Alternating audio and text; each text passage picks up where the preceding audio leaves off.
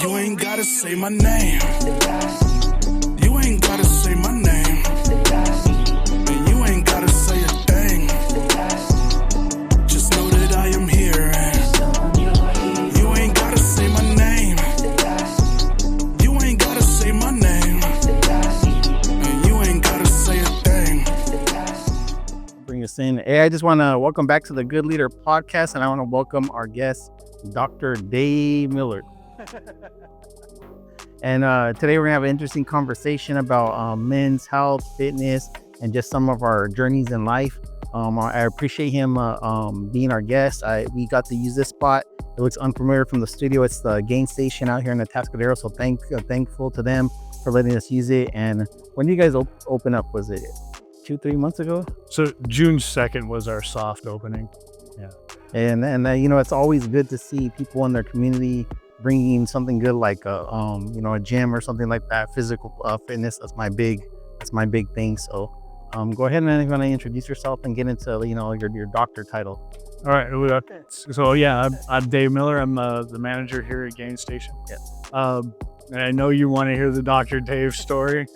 The thing is, I think I told you before, it's the only nickname that ever really stuck. I mean, I had like all sorts of nicknames in my life. Through the years, though, I mean, it's taken on like say different meanings depending on who's adopted it. You know, so it's been like somebody be like, "Oh, yeah, well, the things you do with like surgical precision," or there'd be times where you give like such good counsel to people, or there'd be other goofy reasons. Yeah. But the true genesis of it is back in 2008. I met the girl that I engaged to marry. Yeah. And that summer, she was working for a preschool, and they were doing like a day camp for like kids at the school district, one of the campuses here in town. And I was going over to pick her up for lunch one day. And stopped by, walked into the classroom, a bunch of kids playing around, and she got them all and quiet down. And she's like, I just want to introduce all you guys to my friend Dave here. One of the kids just piped up out of nowhere and said, "Is he a doctor?" And she just went with it. She said, "Yes, we call him Dr. Dave." And so then I was Dr. Dave to her, from then on out. Yeah, that's just kind of what it was. Makes me think of like Kindergarten Cop. I don't know if you've seen that old movie where the kids like, boys have wieners and girls have vaginas. That's something like always a classic. At the end of, okay, so so basically that's kind of the genesis of that. Yes. It's stuck with me ever since. With you being the manager here and being a part of the community, because Atascadero and Paso are not super big communities, do you see that there was that need for there to be like a different gym or a different place for people to work out? Was that something that, to me, I feel like I noticed that just being up here, like a different, not that there isn't any, but it seemed like there was a little bit of a void for a new gym, I guess. That's a good word for it. That was actually kind of what I was going to say. There was a lot of places to work out, and sure, the places are fine in their own capacity. They got, good equipment, whatever. Not so much of a culture though. Yeah. And it's kind of weird how it fell together here. I mean, it's like the intent behind it just kind of got soaked into the people who ended up showing up. Yeah. Now this was previously Headstrong. Yeah. And I moved over from that. The new owners decided to hire me on, and bring me along for the ride. Yes. It's been one of the greatest blessings in my life. Yeah. And we kind of started this sort of community sort of culture there. Yeah. But it just wasn't able to, to hit the marks that it needed to make in order to stay at this location. Yeah. So we were able to migrate a lot of those people into our member base. Yeah. But also we were also able to draw people from other gyms, who are looking for something like a little more close knit. Yeah. Something where it's like, everybody from any background is welcome. You're part of the family. And our approach is like, this is more like a home, like a church. It's a place to get to be better than you are tomorrow. Than you are today. Yeah. But it's also it's a place to heal. And do it together. Yeah. So now I like how you said from coming from the Headstrong, because I have seen people where they're bringing someone like, or they were like the Headstrong, and I'm getting that. Yeah. And I like that it kind of seems like it's not like the new gym came and they kind of deny that, oh, this gym, whatever was here. Yeah. It's more of almost like, yeah, the gym was here and it was good, but now we're a different gym. It's more incorporating what was already here and building on it, than rather than what a lot of people do is like, no, I'm trying to pretend like this didn't exist, and then we're just, built on top of it. Absolutely. No, it was more of an idea of enhancing what was already there. Was there any lessons learned for you from working Headstrong to this one, where you're like, okay, this worked worse than Headstrong, but this didn't, so what can I do different? You know what I mean? Because that's where it's like, I guess there's always that opportunity, I think, when something happens like something like that, where it's a big shift, almost like, oh dang, we're closing and they're opening, and some people will look at that like, oh, that's a bad thing, but sometimes that leads like that opportunity for growth and change, because now there's lessons learned. It's like a new relationship. Okay, what can I do better? What did I do wrong? What can I do right? For sure, there's definitely lessons learned. A lot of that kind of ended up like being at a level where I wasn't really like a part of it. Headstrong, bro, I tried to be. I tried to assert myself and try to really manage the facility. Yeah. However, the ownership hadn't really bestowed upon me kind of like the teeth to be able to veins or really be able to handle it. And so I saw like a lot of things that really needed to change kind of organizationally, the supply end, also just taking care of equipment, these stuff like that. Yeah. Well, so the owners here moved, and they just they seem to have all the means available, and just said, "What you want it, just do it," And so they gave me the room to really just kind of jump in and take charge. Yeah, that's a good thing, because I think that's a lot of time as far as even with this podcast, right? Good leader, it's a concept of leadership, and sometimes leadership is being able as a leader to step back and say, hey, you were running the gym before, you have some good ideas, and stepping back and saying, hey, do what you got to do, like keep me in the know, keep me in the side, so I'm knowledgeable what's happening. But let me see what you can do with it. And that's what it is. It's hard for a lot of people to accept sometimes, like being in a leadership position or owner or anything. Sometimes doesn't mean that you're the one that's going to be necessarily, making all the plays and doing everything. It's like sometimes you got to trust the people that are around you, or what's the point of them being there? So that's great. That's good. That's good. Another thing for me personally, starting this place from the ground up,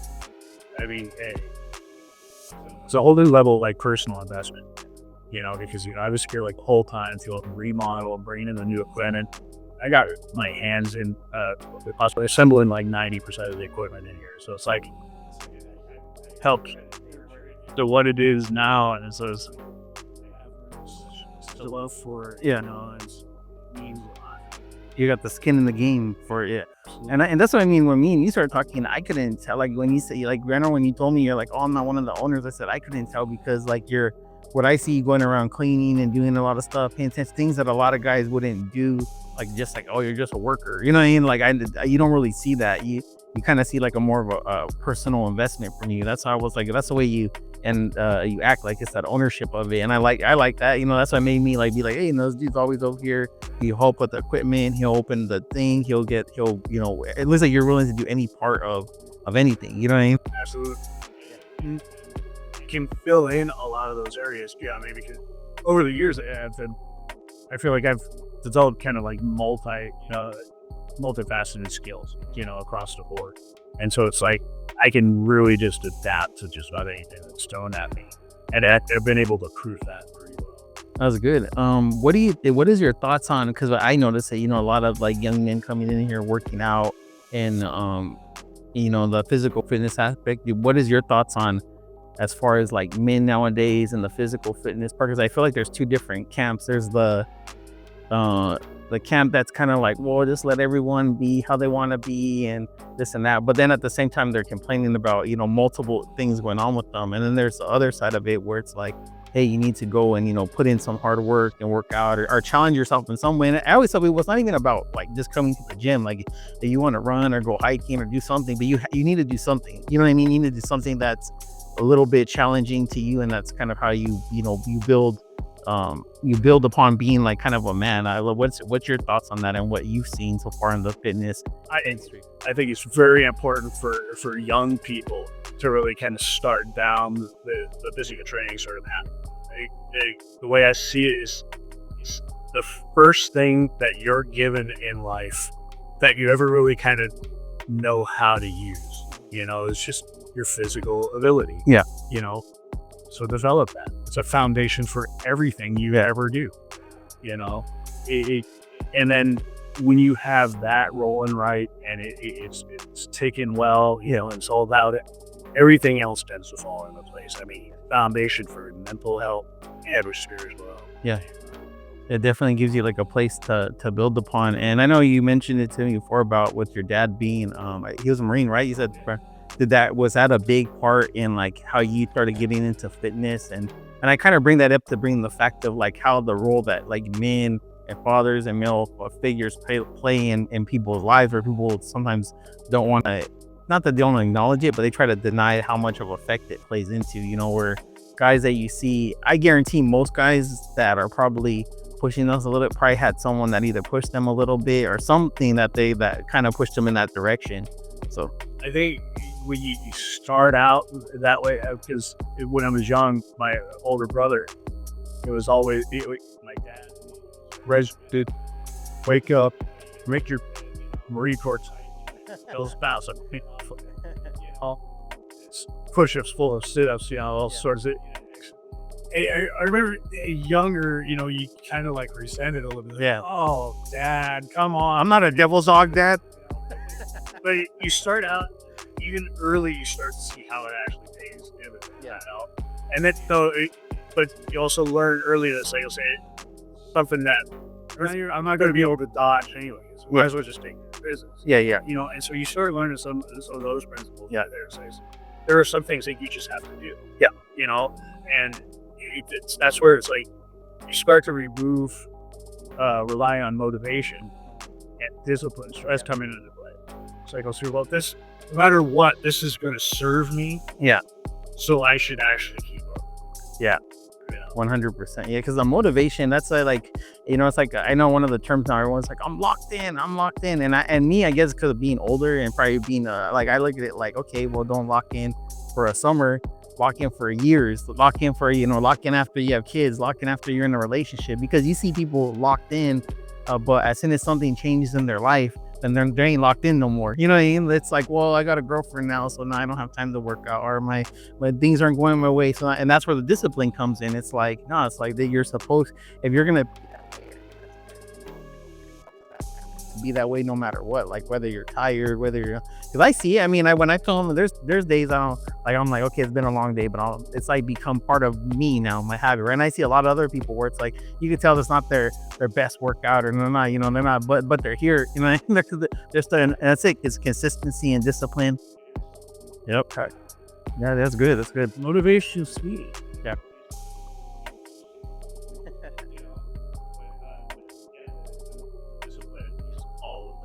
Hell yeah.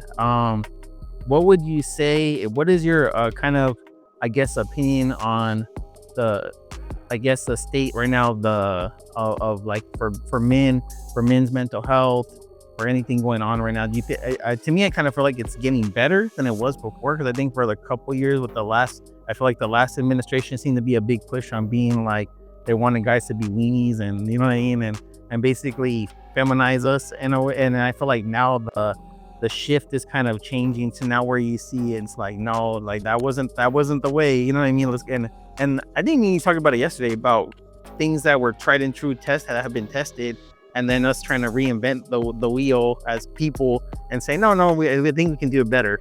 Yeah. I think what we were touching in on is, and it only seems like within like the last 50, 60, maybe up to like 100 years, whereas like people's concepts of like, roles in society or something like that has started changing. Yeah. They start throwing in new theories and all this. Yeah. But they throw out the whole data collection of tens of thousands of years, human evolution, and all the things that have worked constantly. And there's you know what? We can just do away with that, and it just becomes like a mess. Oh, keep things simple. Well, nature is actually very simple. You kind of can adhere to that, even in like a evolving society. You're going to find balance a lot easier. But I do see, where it's like the whole view of masculinity or whatever did kind of take, Yeah. you know, but I do see a sharp rise right now. Yeah. It's like people are just, you know what? I'm going to call bullshit on this other stuff.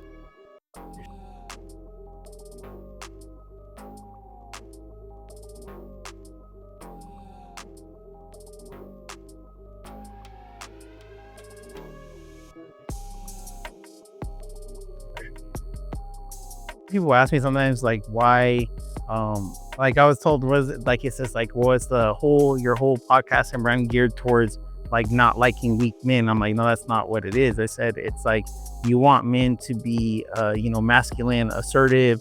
You want it to be strong, able to make decisions but still inherently be good. I said because I said I've never seen, and I tell people this is from my point of view, from where I grew up, into working in the jails, into being in the military and law enforcement. I said across the board, whether it was good or bad, men are always seeking purpose, and then if that purpose isn't a good purpose, then it's gonna become a bad purpose. And if you at least have a good foundation to build on, then like you said, it's like then at least those masculine traits are good habits rather than coming from a place of weakness. Because most of the things, like you said, like the bad traits, I feel like when guys act out like guys hitting women, or guys being like almost like peacocking or having bad attitudes, that comes more from a place to me of men like they haven't tested themselves yet, so they feel like they're trying to prove something, but really it's to themselves. And that's why I tell a lot of guys, like even with the gym, I tell people like it's good if you're coming to the gym and that's good, but that's not the end all be all. There's still like mental tests, there's still faith tests. And also it's like the gym it's hard because we're pushing yourself, but it's you sometimes need to be and do something hard that's out of your zone, that's uncomfortable for you. You know what I mean? And there's a kid that I met, not at this gym, but at another gym, and he was talking about he's going to be like the Navy SEALs and stuff like that. And that's what I mentioned to him. And another guy said the same thing. Like the military is not the gym. Like, you know what I mean? And those type of schools are not the gym. Like no one is gonna be like spotting you or encouraging you in that way. It's going to be different. It's going to be cold. You're going to be tired. You're going to be hungry. You're going to be wet. And I said, and that's kind of where you get to kind of see, test yourself a little bit out of the setting of the gym. So the gym is a good foundation and good thing, but you also want to test yourself and do other things. You know what I mean? I think that's why I think guys do Spartan races, or they do there's any other challenges like that, ultra marathons, because they're kind of like trying to see what they're made of. You know what I mean? And they once they've done it a couple, they're like, yeah, I know what I could do. And they, you know what I mean? They walk a little different. They act a little different. Like, to me, there's nothing more tragic than like say a man who feels useless. Yeah. And there's a confidence that comes just from achieving things.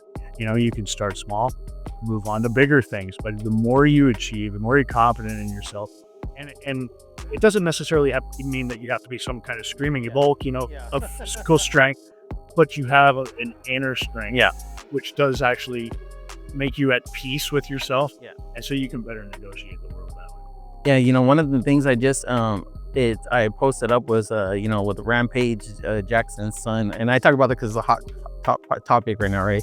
Yeah, like he slammed the guy to the ground and kind of beat the shit out of him, right?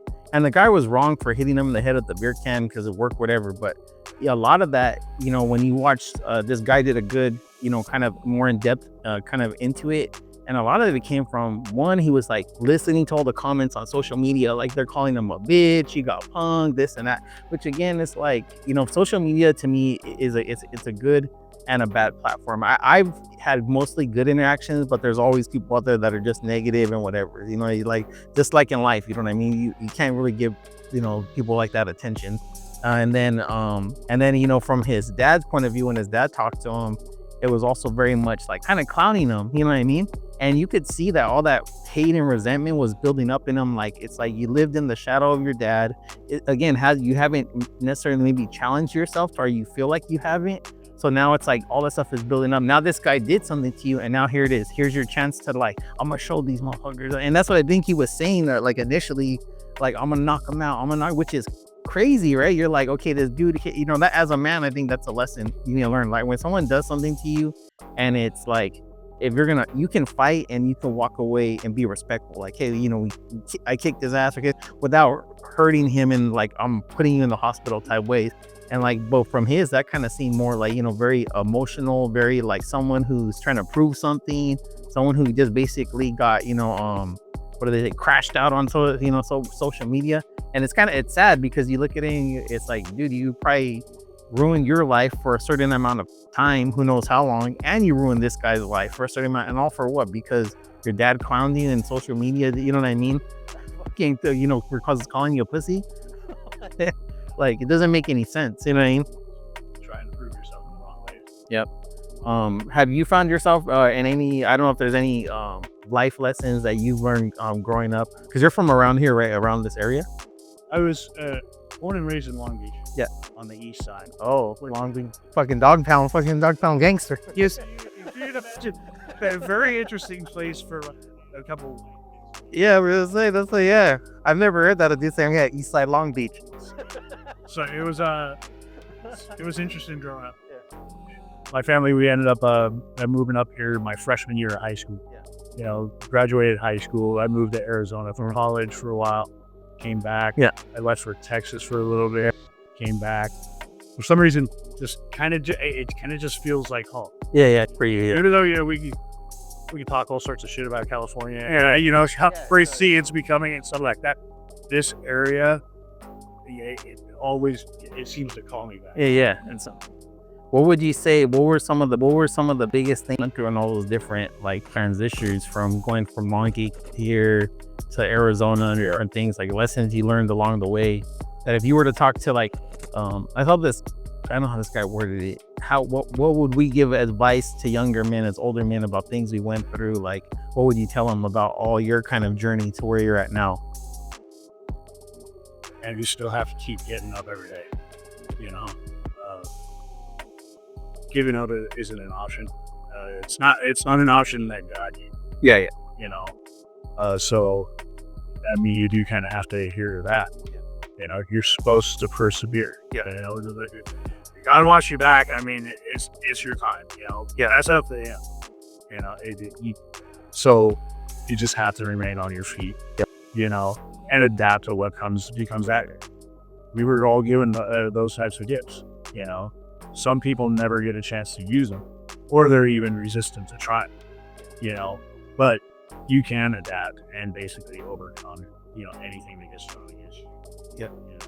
I like now. It seems more like a lot, like even with myself, you know, I bring up God in a lot more conversations, because I think there was a point in time where it's almost seemed like, you know, don't talk about it. Someone might get offended, and you know what I mean. And I think what I've seen lately is a lot of guys from every different walk of life, whether it be, you know, the toughest part of life to the richest part of life, to guys in the military, the guys at cops, realizing these guys that had done pretty significant things and end up kind of either God's become now a more significant part of life, or it's becoming a significant part of their life, which tells me something like, at the end of the day, no matter what we kind of do, you know, we all kind of end up like you, kind of like how you said, we end up having to come back home. You know what I mean? So back basically, like we do our stuff as kids and growing into men, but at the end of the day, that kind of that fulfillment and everything starts coming back when we start kind of realizing, man, there's a lot more things going on than just material things and physical things, and you kind of start things becoming a different perspective. Did you have any moments in your life like that, where that you like that kind of brought you back to being I guess in a more kind of like I guess more spiritual, physical, like this out, like a place that kind of brought you to that place, or have you always been like that?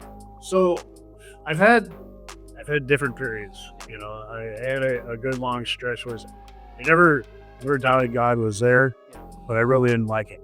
Yeah. And I was in a dark place for a while over that. So it took me a while to get out of that, but for some reason, the perseverance thing was still always there. Yeah. You know, and no matter what, no matter how much, you know, go to bed, you know, just kind of like wishing the second street, you know, God, just end this. Should take, you know, get me out of here. You know, still wake up, you know, and it'd be a voice, you know, in my head, you know, who it sounds like or what it is. So he goes, "Dad, get up and you got to do it. Dad, get up, you got to do this." Not, I guess, you know, it's just driving me somehow. And, you know, although they did have, like, you know, the period where it's like, I started living life kind of contrary to, like, the rules, you know, Yeah. they were kind of foisted upon you or whatever. Came up with some bad habits and all that. They ultimately, a couple of my choices ended up leading me to prison. Yeah. But through that, I think after I came out of that, I mean, I went into it with like a whole concept of like, you know what? I'm not playing anybody's game on here, all sorts of stuff. You know, fine. I landed here. It's my time. I'm doing it. Yeah. But you probably know it's like, so, you know, when you landed, it's like, they want to absorb you into a group, you know, and immediately kind of make you kind of their tool, you know, their torpedo and stuff. Like, well, I resisted that, you know. Of course, you know, you pay a price for this. I was bled a couple times, and I bled a few people. Yeah. But through that, though, I found out, you know, that I am a lot of the values that I proclaim to be. Yeah. It's like, in the face of, like, you know, possibly losing everything, you know, I don't know how many times I almost got stabbed and stuff like that, but I could have easily not made it out. Yeah. But it's all of a sudden I became more at peace with myself. Just know it's like I am who I think I am. That's I was able to come through it, you know, in one piece, you know. And I like that you said it's. I think it goes back to what we talked about, that like proving yourself to yourself, like, because a lot of people, you know, I tell people it's like when people post up like quotes, right? It's easy to post it up, but when you have to live that shit, you know what I mean? When people are like, oh, you know, I am the storm, okay. It's not an ass like that, but you never really know who you are until you have something to lose for. Yeah. You know, and then you know where you stand. And I think it's, you know, and I get what you say totally. And I tell that people about law enforcement, you know, whether it's the military or what you're saying, I said it's a whole different game, you know, when the odds are against you, no one's around, there's no cameras, there's no validation. You have to stand there and you have to fight, and no one, and realizing like if you, like, no one's gonna help you, like you're gonna, you know, you have to. And that's where I think it's kind of a gut check.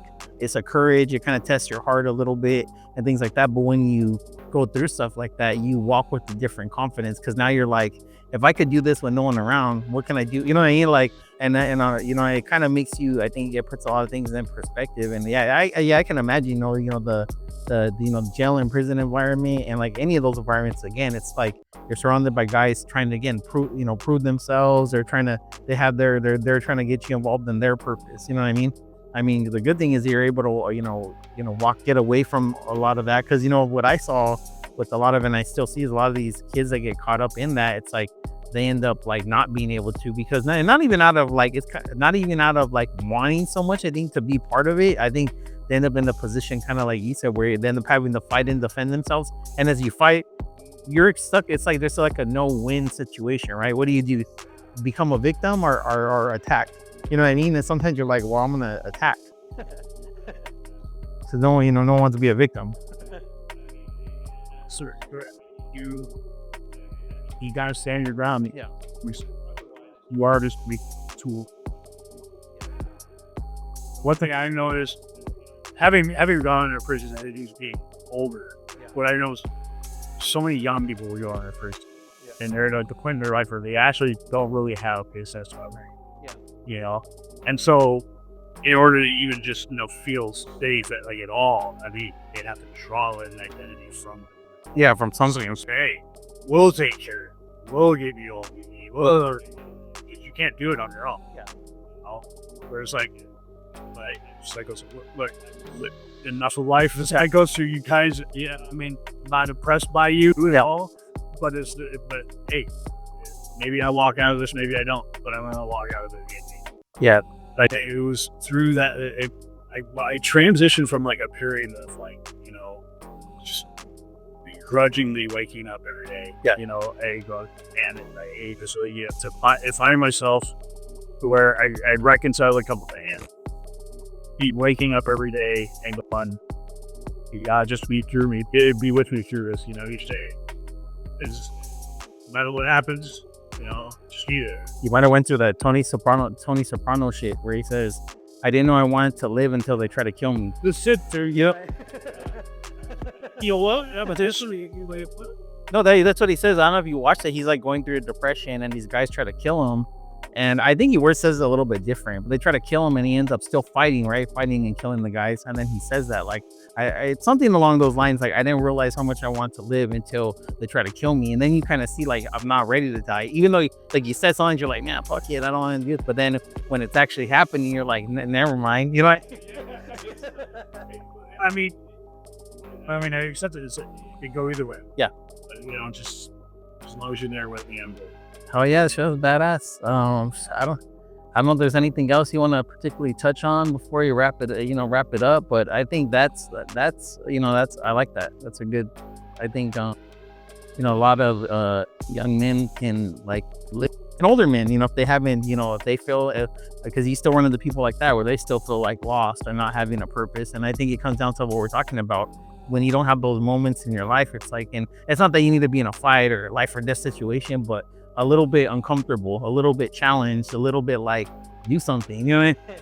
And that's where that confidence comes from. So yeah, I agree with you 100%. So I think what it came for the is, what do I might guard con you have to some like of loss, and it's just, I think the major lesson is like, look, just stick around long enough, man, because the movie and over is gonna happen. Go up back into the right frame of mind, and then you'll be able to say, so this was why. The movie's not over. It's like the movie ain't over, and people want to check out. And it's like, this is the middle. This is the middle of the story, and you want to check out, and you don't even want to see the ending. You know what I mean? And like there's a reason. Sometimes things are happening. Hell yeah, bro. That's good. But where are you going? I appreciate you being on the podcast. We should. Well, I could talking to you. I could tell, like, you had some good knowledge and stuff like that. And I think we're looking at getting Brandon on the next one and things like that. And yeah. And then shout out to Gain Station for letting us do it here, and always support your local businesses. But yeah, we are great. So it was a good episode. I think people will take something good out of it. Absolutely. But I was able to contribute, Johnny.